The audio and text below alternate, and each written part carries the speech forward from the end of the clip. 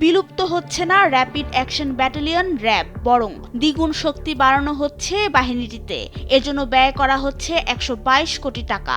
তাহলে কি পুনর্গঠন করা হবে র্যাবকে? এই প্রশ্নে প্রশাসনিক ও রাজনৈতিক মহলে আবারও চলছে আলোচনা। তবে সরকার কোন পথে হাঁটছে তা এখনো স্পষ্ট নয়।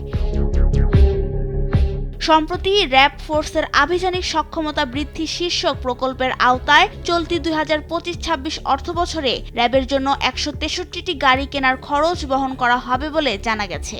যদিও এই প্রকল্পের সিদ্ধান্ত নেওয়া হয়েছিল ক্ষমতাচ্যুত হাসিনা সরকারের আমলে। সরকারের এই অনুমোদনের পর ভাবা হচ্ছে র্যাবের ওপর আরোপিত যুক্তরাষ্ট্রের নিষেধাজ্ঞার ভবিষ্যৎ কী। বিষয়টি নিয়ে র্যাবের শীর্ষ পর্যায়ের একাধিক কর্মকর্তা বলেছেন, আইন শৃঙ্খলা পরিস্থিতি মোকাবিলায় দেশে একটি এলিট ফোর্সের প্রয়োজন রয়েছে। তাদের মতে পুনর্গঠনের মাধ্যমে গুম ও ক্রসফায়ারের মতো বিতর্কিত অধ্যায় থেকে র্যাবকে বের করে আনা সম্ভব।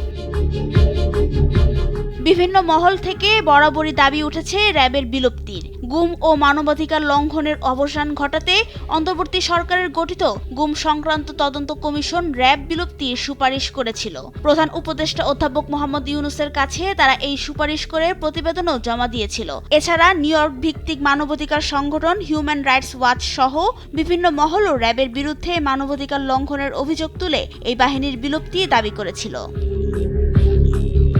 বিশ্লেষকদের মতে মার্কিন যুক্তরাষ্ট্রের নিষেধাজ্ঞার মূল উদ্দেশ্য র্যাবকে বিলুপ্ত করা নয়, বরং বাহিনীটির আচরণগত পরিবর্তন ও জবাবদিহি নিশ্চিত করতে চাপ সৃষ্টি করা। র্যাবের মহাপরিচালক আহসান হাবিব পলাশ মনে করেন, র্যাবের থাকা না থাকা নিয়ে সিদ্ধান্ত নিবে সরকার। তারা জনগণের নিরাপত্তার দায়িত্বে আছেন, সেটা ভালো করে পালন করবেন।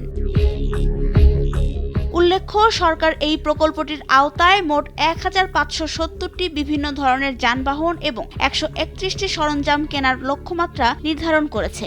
ইতিমধ্যে 809টি যানবাহন ও 101টি সরঞ্জাম কেনাও হয়েছে।